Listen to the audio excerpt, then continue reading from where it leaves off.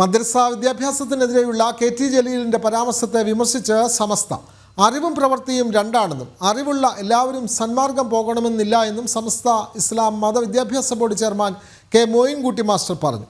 സാഹചര്യമാണ് പ്രധാന പ്രശ്നം. മദ്രസ കേന്ദ്രീകരിച്ച് മാത്രം പോരാ, എല്ലാ മേഖലകൾ കേന്ദ്രീകരിച്ചും ലഹരിക്കെതിരെ ബോധവൽക്കരണം ഉണ്ടാകണമെന്നും കെ മോയിൻകുട്ടി മാസ്റ്റർ പറഞ്ഞു.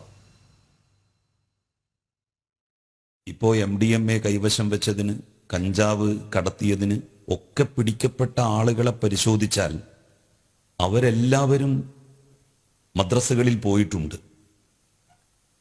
സത്യത്തിൽ ഏറ്റവും അധികം ധാർമ്മികമായി മുന്നിൽ നിൽക്കേണ്ടത് മുസ്ലിങ്ങളാണ്. കാരണം മുസ്ലിങ്ങളെപ്പോലെ മതവിദ്യാഭ്യാസം, മതപഠനം, ധാർമ്മിക പഠനം കിട്ടുന്ന മറ്റൊരു വിഭാഗം ഈ രാജ്യത്തില്ല. പണത്തോടുള്ള ആർത്തിയാണ്, മോഹമാണ് ഇതിനൊക്കെ പ്രേരിപ്പിച്ചുകൊണ്ടിരിക്കുന്നത്. മദ്രസ വിദ്യാഭ്യാസത്തിനെതിരെ കെ.ടി. ജലീൽ കഴിഞ്ഞ ദിവസം നടത്തിയ പ്രസംഗമാണ് വിവാദമായത്. ജലീലിന്റെ പ്രസംഗം ചർച്ചയായതോടെ ഇതിനെ തള്ളി സംസ്ഥാന നേതാക്കൾ രംഗത്തെത്തി.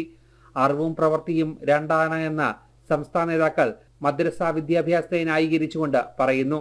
അറിവുള്ള എല്ലാവരും സന്മാർഗം പോകണമെന്നില്ല. അത് അറിവും പ്രവർത്തനവും രണ്ടാണല്ലോ.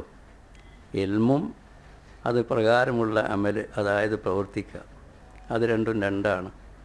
അറിവുണ്ടായ എല്ലാവർക്കും സന്മാർഗം ലഭിക്കണമെന്നില്ല. പിന്നെ ജലീൽ പറഞ്ഞ മാതിരി അത്രമാത്രമൊന്നുമില്ല. അപ്പോൾ അറിവുള്ള പലരും അങ്ങനെ പഴച്ചു പോയിട്ടുണ്ട്. അറിവുള്ളവർ ആരും പഴച്ചു പോകില്ല എന്ന് പറയാൻ പറ്റൂല. സാഹചര്യമാണ് പ്രശ്നം. നിലവിലെ സാഹചര്യം വളരെ മോശമാണെന്നും ഇവർ വ്യക്തമാക്കുന്നു. അത് നമ്മൾ സാഹചര്യം ശുദ്ധീകരിക്കാൻ നമ്മളെല്ലാവരും ഒന്നിച്ച് പരിശ്രമിക്കണം. സാഹചര്യം വളരെ മോശമായിട്ടുണ്ട്. മദ്രസ കേന്ദ്രീകരിച്ച് മാത്രം പോരാ, എവിടെയൊക്കെ ഏതൊക്കെ മേഖലയിലാണ് ബോധവൽക്കരണം നടത്താൻ നമ്മൾക്ക് സാധിക്കാമെന്നുണ്ടെങ്കിൽ നമ്മളൊന്നും വെറുതെ ഇരുന്നാൽ പറ്റൂല. നമ്മളെല്ലാവരും പരമാവധി നമ്മൾ ബോധവൽക്കരണം നടത്തുന്നതിന് വേണ്ടി നമ്മളുടെ എല്ലാ കഴിവുകളും നമ്മൾ ഉപയോഗപ്പെടുത്തണം. ഇതിനേക്കാൾ മോശമായ കാലം വരൂലെന്നൊന്നും പറയണില്ല. എങ്കിലും ഇപ്പോൾ ബോധവൽക്കരണം വളരെ ആവശ്യമായിട്ടുള്ളൊരു കാലമാണ്. മദ്രസ കേന്ദ്രീകരിച്ച് മാത്രം പോരാ, എല്ലാ മേഖലകൾ കേന്ദ്രീകരിച്ചും ലഹരിക്കെതിരെ ബോധവൽക്കരണം നടത്തണമെന്നും ഇവർ കൂട്ടിച്ചേർത്തു. ജനം, കോഴിക്കോട്.